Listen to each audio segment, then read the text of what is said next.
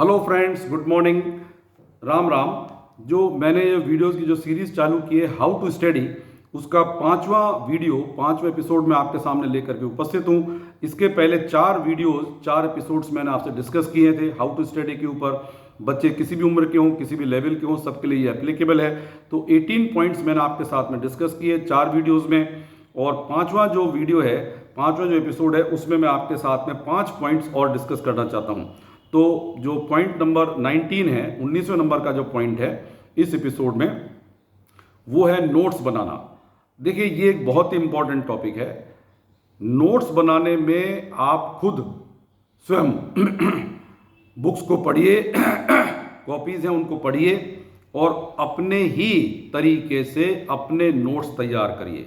देखिए, अक्सर लोग बाग कहते हैं कि मैंने नोट्स बना रखे हैं, मेरे नोट्स पढ़ लेना, मैंने उसके नोट्स लिए थे, मैंने इतने अच्छे नंबर लाया हूं, और तू मेरे नोट्स पढ़ लेना, उस नोट से तेरे को बहुत फायदा होगा। ठीक है, दूसरों के नोट्स भी बेटर हो सकते हैं, लेकिन बेस्ट नहीं हो सकते हैं। तो आप स्वयं स्टडी करें, बुक से पढ़ें या किसी दूसरे मटेरियल से पढ़ें, और उसके बाद में उन टॉपिक से रिलेटेड नोट्स खुद बनाएं। देखिए, खुद नोट्स बनाने के आपको कई फायदे हैं। पहली बात तो यह है कि आप थोरोली पढ़ेंगे। दूसरा, अपने तरीके से उन्हें लिखेंगे, क्या इंपॉर्टेंट चीज़ है, क्या इंपॉर्टेंट नहीं है, आपको ज़्यादा अच्छा पता है। तो उन नोट्स को जब आप पढ़ेंगे तो वो मेमोरी भी आपकी अच्छी होगी, उसके अंदर आपको याद भी होंगे, क्योंकि आपने खुद ने लिखे हैं ना। तो बेटर है कि आपने जब खुद ने लिखे तो आपको पता है कि कौन चीज़ कहाँ लिखी है। कोई इंपॉर्टेंट पॉइंट मार्क करना है, वो आपने रेड इंक से मार्क कर दिया, ग्रीन इंक से मार्क कर दिया, तो आपको पता है, आपको याद भी रहेगा कि मैंने यहाँ पर ये पॉइंट लिखा था, ये पॉइंट मैंने इस तरीके से लिखा था, ये पॉइंट मैंने ऐसे याद करके लिखा था। तो अपने नोट्स जो है उन नोट्स को बनाइए। एक अक्सर स्टूडेंट्स की आदत होती है कि पेन ले लेते हैं, और रेड पेन या जो भी पेन है, ग्रीन पेन, और उसके बाद जो बुक है उसमें अंडरलाइन करते जाते हैं, अंडरलाइन करते जाते हैं। अब अंडरलाइन में बेसिकली बुक में जो लिखा है वो बुक के अकॉर्डिंग लिखा है, तो आप एज इट इज उसे यूज नहीं कर सकते। आप अपनी भाषा में लिखें, अपने तरीके से लिखें। तो हमें लगता है कि ये वेस्टेज ऑफ टाइम है, अरे इतना सारा टाइम क्यों लगाते हैं, बुक में लिखा हुआ तो है, उसी को अंडरलाइन कर लेंगे। तो वो तो बुक वाले ने बुक के हिसाब से लिखा है ना, आपको याद करने के हिसाब से थोड़ी लिखा है। तो आप अपने नोट्स बनाइए, और यकीन मानिए मेरा इस बात का कि अगर आप नोट्स बनाएंगे तो 50% चीज़ें तो नोट्स बनाते समय ही आपको याद हो जाएंगी। इसलिए अपने नोट्स बनाइए। नोट्स शॉर्ट्स भी हो सकते हैं, नोट्स बड़े भी हो सकते हैं, टॉपिक वाइज भी हो सकते हैं, सब्जेक्ट वाइज भी हो सकते हैं, और जहां आपको जैसा लगता है उसके हिसाब से आप उसे बना सकते हैं। और नेचुरली ये तो जब आप नोट्स बनाना चालू करेंगे तो अपने आप ही अपनी गलतियों से सीखेंगे कि पिछली बार मैंने यहाँ गलती की, तो इसको मेरे को ऐसे इंप्रूवमेंट करना चाहिए। किसी के बताने से, किसी के तरीके से आप अपने स्टडी मटेरियल को प्रिपेयर ना करें। बेटर है कि आप खुद करें। आपको लगता होगा कि इसमें बहुत टाइम वेस्ट हो जाएगा और मेरा टाइम इतना खराब हो गया। नो, ये वेस्टेज ऑफ टाइम नहीं है, ये इन्वेस्टमेंट ऑफ टाइम है। क्योंकि एक ही टॉपिक को हम 10 बार पढ़ करके याद करते हैं। आपने देखा होगा कि जब एग्जाम आते हैं, जब उस टॉपिक को पढ़ते हैं, 10 बार हमने एग्जाम दिया, 10 बार हमने टॉपिक पढ़ा, 11वीं बार हम पढ़ेंगे तब हम इस टॉपिक को पढ़ना पड़ेगा। भाई, आपने जो 10 बार पढ़ा है, क्या वो स्ट्रॉन्ग नहीं है? अगली बार आप तैयारी कर रहे हैं तो 11वीं बार फिर आप टॉपिक को पढ़ रहे हैं। ऐसा क्यों? ऐसा नहीं हो सकता कि आप 1 या 2 बार टॉपिक को पढ़ें और उसके बाद आप उसको यूज कर सकते हैं। वो इसलिए नहीं होता कि हम टाइम बीइंग के लिए, शॉर्ट टाइम के लिए उसके पढ़ते हैं, जस्ट उसे किसी तरह से हमने बॉडी के अंदर अपने ब्रेन में डाल दिया और एग्जाम में जाकर के वॉमिटिंग कर दी कि तुरंत उसे बाहर निकाल दिया। अगली बार हम पढ़ेंगे तो हमें दोबारा से पढ़ना पड़ेगा, दोबारा से ABCD से हमें चालू करना पड़ेगा। ऐसा नहीं, आप एक बार टॉपिक पढ़ें, नोट्स बनाएं, अपने हाथ से नोट्स बनाएं, अपने सुविधा के हिसाब से नोट्स बनाएं, अपने तरीके से नोट्स बनाएं, तो नेचुरली वो आपको याद भी होंगे, और उन याद होने के बाद आप उसको बेटर तरीके से यूज भी कर सकते हैं।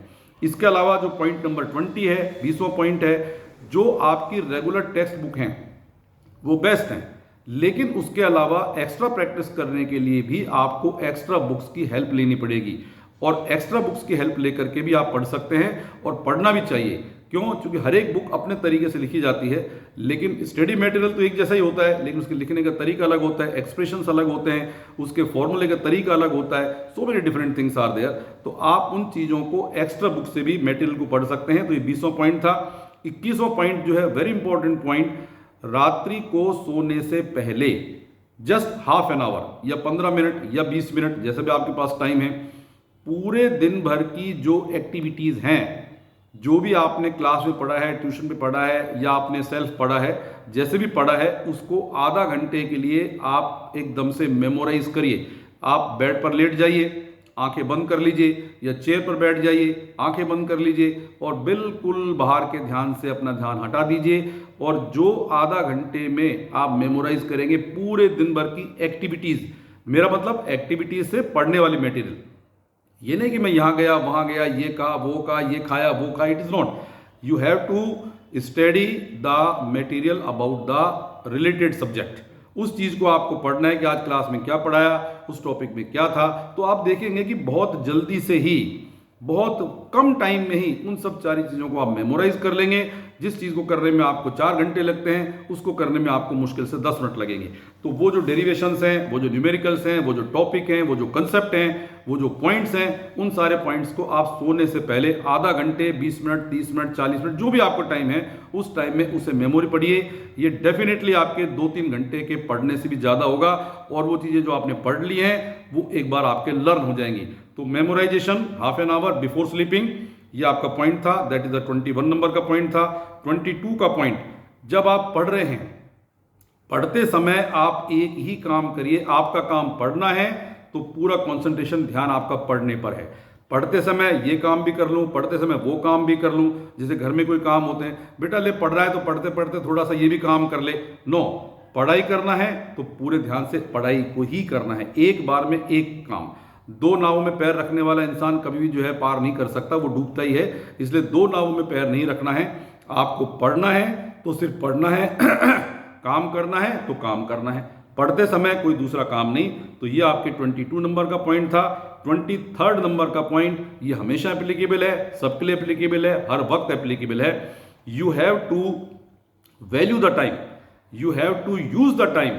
एक एक सेकंड मिलकर के 24 घंटे और 24 घंटे मिलकर के दिन और रात, और इस तरह से पूरी आपकी जिंदगी बनती है। तो हर एक सेकंड का इंपॉर्टेंस ही है, हर एक सेकंड की इंपॉर्टेंस ही है आपकी लाइफ में। तो टाइम को बिल्कुल भी किल मत करिए।